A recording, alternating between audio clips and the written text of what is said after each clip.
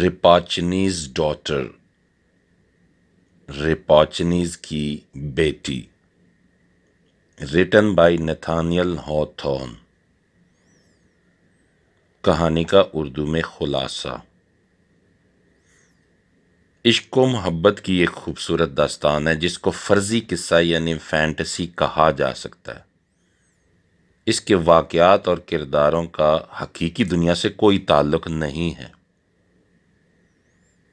مصنف یہ ثابت کرنا چاہتا ہے کہ محبت ایک فطرتی جذبہ ہے جو زندگی کو دلکش بناتا ہے۔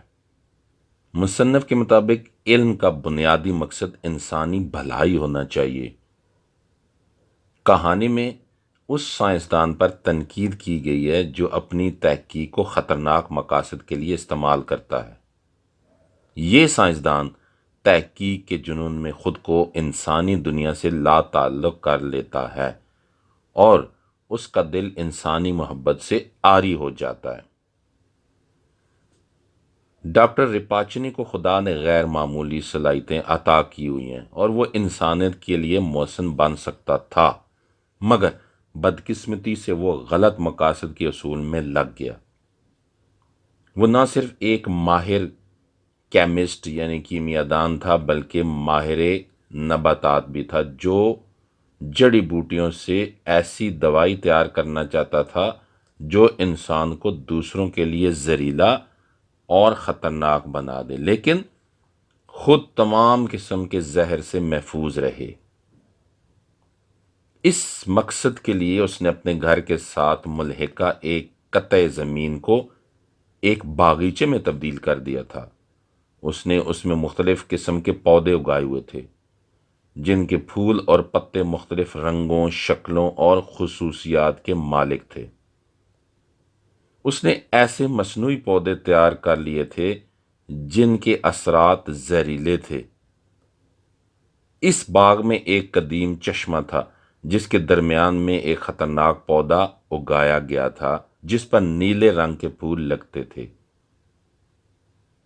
اس کی خوشبو اور رس پرندوں، مکوڑوں اور انسانوں کے لیے مہلک تھا۔ اس پودے کے زہریلے اثرات کا تجربہ ڈاکٹر ریپاچنی نے اپنی بیٹی بیٹرس پر کیا تھا جو اس کی اکلوتی اولاد تھی۔ اس کی زہریلی خوشبو اور رس بیٹرس کی رگ رگ میں رچ چکا تھا اور اسے زہریلا بنا دیا تھا۔ ریپاچنی نے اپنی بیٹی کو ہدایت کی ہوئی تھی کہ وہ روزانہ اس پودے کو چھوا کرے اور اس کی خوشبو سے تازگی حاصل کرے۔ یہ پودا بیٹرس کی بہن شمار ہوتا تھا۔ بیٹرس کے لیے یہ پودا بے ضرر تھا لیکن اس کا باپ اسے دستانے کے بغیر نہیں چھو سکتا تھا۔ ڈاکٹر ریپاچنی اس باغ میں دستانے پہن کر اور رومال سے ناک کو ڈھانپ کر داخل ہوتا تھا جبکہ بیٹرس اس باغ میں آزادانہ پھر سکتی تھی۔ اس طرح اس پیاری اور معصوم لڑکی کو اس کے باپ نے خطرناک بنا دیا تھا کیونکہ اس کی سانس اور لمس ہر جاندار کے لیے زہریلے اثرات رکھتے تھے۔ وہ لڑکی انسانوں کی دنیا سے کٹ کر رہ گئی تھی۔ تنہائی کی زندگی کی وجہ سے اس کی روح محبت کے لیے ترستی تھی۔ اس شہر کے نوجوان حسین بیٹرس کے چہرے کو دیکھنے کے لیے ترستے تھے۔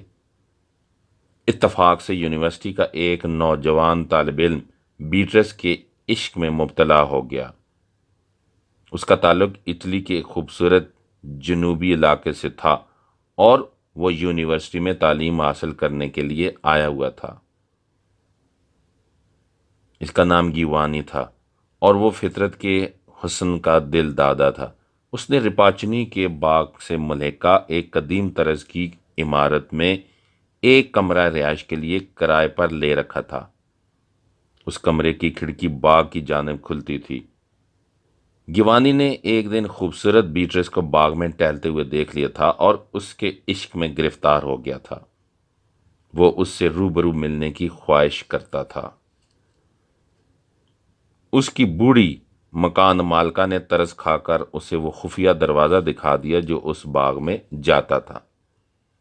ایک دن گیوانی باغ میں چلا گیا اور بیٹرس سے ملاقات کی۔ اس نے حسین بیٹرس کو تازہ پھولوں کا ایک گلدستہ پیش کیا، لیکن بیٹرس کا ہاتھ لگنے سے وہ پھول مرجھا گئے۔ بیٹرس بھی گیوانی کو دیکھ کر خوش ہوئی اور دل سے اسے چاہنے لگی۔ اس کے بعد وہ ہر روز باغ میں گیوانی کی آمد کا انتظار کرتی یا اسے آواز دے کر بلا لیتی۔ بیٹرس اس نوجوان سے بڑی پاکیزہ محبت کے جذبات رکھتی تھی، لیکن اسے اپنے قریب آنے یا جسم کو چھونے کی اجازت نہیں دیتی تھی۔ گیوانی کو پتہ چل گیا تھا کہ اس کی محبوبہ کا جسم خطرناک اثرات کا حامل ہے۔ اگر کوئی مکھی یا مکوڑا اس کے سانس کی زد میں آ جاتا ہے تو وہ مردہ ہو کر گر جاتا ہے۔ اس کے باوجود اس کی محبت میں کمی نہ آئی اور اس نے اس سے روزانہ ملنا بند نہ کیا۔ بیٹرس کے ساتھ ان ملاقاتوں نے گیوانی کے جسم میں بھی زہریلے اثرات پیدا کر دیے۔ وہ یہ جان کر حیران رہ گیا کہ اس کے ہاتھ کی لمس سے تازہ پھول مرجھا گئے۔ جب اس نے ایک کیڑے پر اپنا سانس پھینکا تو وہ مر گیا۔ اس نے رپاچنی کو برا بھلا کہنا شروع کر دیا، جس کے تحقیقاتی جنون نے اس کی بیٹی کی طرح اسے بھی خطرناک انسان بنا دیا تھا۔ باگریونی یونیورسٹی کا ایک پروفیسر تھا جس کے ساتھ گیوانی کی شناسائی تھی۔ وہ کیمسٹری کا ایک عظیم پروفیسر تھا۔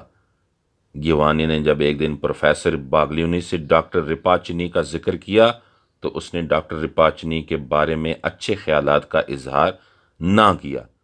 اس نے نوجوان گیوانی کو ڈاکٹر رپاچنی اور اس کی بیٹی بیٹرس سے خبردار رہنے کا مشورہ دیا۔ لیکن جب باگلینیوں کو پتہ چلا کہ اس کے دوست کا بیٹا بیٹرس کے عشق میں گرفتار ہو چکا ہے اور اسے ملے بغیر نہیں رہ سکتا تو وہ سخت پریشان ہوا۔ اسے خدشہ ہوا کہ کہیں ڈاکٹر رپاچنی اپنی بیٹی بیٹرس کی طرح گیوانی کو بھی اپنے خطرناک تجربات کا شکار نہ بنا لے۔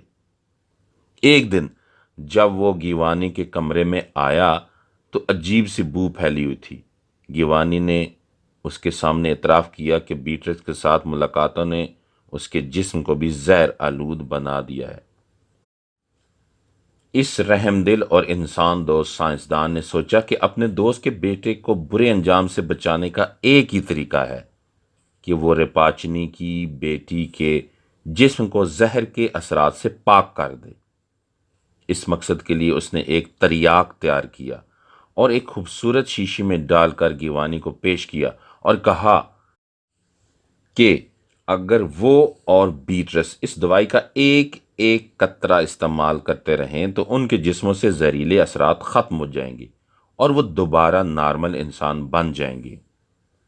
اگلے دن جب گیوانی بیٹرس سے ملنے باغ میں گیا تو اس نے انکشاف کیا کہ وہ بیٹرس کی طرح زہریلا اور لعین بن گیا ہے۔ اس نے اپنی محبوبہ کو طعنہ دیا کہ اس کے باپ نے اسے ایجنٹ کے طور پر استعمال کیا ہے اور اسے اپنی محبت میں گرفتار کر کے باپ کے خطرناک منصوبے کی تکمیل میں مدد دی ہے۔ بیٹرس کو یہ سن کر بہت دکھ ہوا کیونکہ وہ تو بالکل مخلص اور معصوم تھی۔ اس نے بتایا کہ اس کے جسم کو اس کے باپ نے زہریلا اور خطرناک بنا دیا، جبکہ اس کی روح تو خدا کی تخلیق ہے اور بالکل پاک ہے اور اسے نشو و نما کے لیے محبت کی ضرورت ہے۔ گیوانی نے بیٹرس کی باتوں پر یقین کر لیا اور اسے بتایا کہ ایک قابل پروفیسر نے ان دونوں کے جسموں کو زہریلے اثرات سے پاک رکھنے کے لیے ایک دوائی دی ہے۔ پھر اس نے بیٹرس کو وہ خوبصورت شیشی دکھائی جس میں تریاک موجود تھا۔ بیٹرس نے کہا کہ وہ اس تریاک کو پہلے پیے گی تاکہ اس کے عاشق کو یقین ہو جائے کہ اس کی محبت تمام قسم کے برے عزائم سے پاک تھی۔ بیٹرس نے شیشی پکڑی اور ایک دم اپنے منہ میں انڈیل لی۔ بدقسمتی سے یہ تریاک بیٹرس کے لیے زہر ثابت ہوا اور وہ بے ہوش ہو کر گر پڑی۔ بالکل اسی وقت اس کا باپ بھی وہاں آ گیا اور اس بات پر برہمی کا اظہار کیا کہ اس کی بیٹی اپنے جسم میں پیدا کردہ خاص اثرات کو زائل کرنا چاہتی ہے۔ اس نے انکشاف کیا کہ وہ ان دونوں کو ایک دوسرے کے لیے محبت کرنے والا لیکن دوسروں کے لیے خوفناک بنانا چاہتا تھا، لیکن بیٹرس نے مرنے سے پہلے اپنے باپ سے کہا کہ وہ تو دوسروں کے لیے خطرناک بننے کی بجائے قابل محبت بننا چاہتی تھی۔ یوں ڈاکٹر رپاچنی کو برے عزائم رکھنے کی سزا ملی اور وہ اپنی اکلوتی بیٹی سے محروم ہو گیا۔